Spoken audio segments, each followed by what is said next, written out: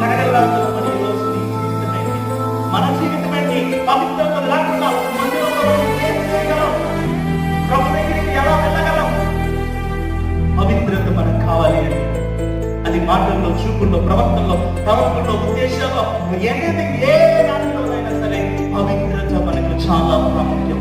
క్రైస్తవులమైన మన జీవితంలో పవిత్రత లేకుండా క్రీస్తుని ఆరాధించలేము, క్రీస్తుని గణపరచలేము. గణపరుస్తాం ఎలాగా? ఇతర ద్వారా మనం ఇక్కడ నుండి నిజంగా క్రీస్తులో ఎదుగుదలకి, క్రీస్తు కోసం బ్రతికేవారు, క్రీస్తుని ఆరాధించడానికి వచ్చిన వారు హృదయంలో నుండి ప్రభావం వల్లే ముందు పెట్టాడుతున్న పాపం ఈ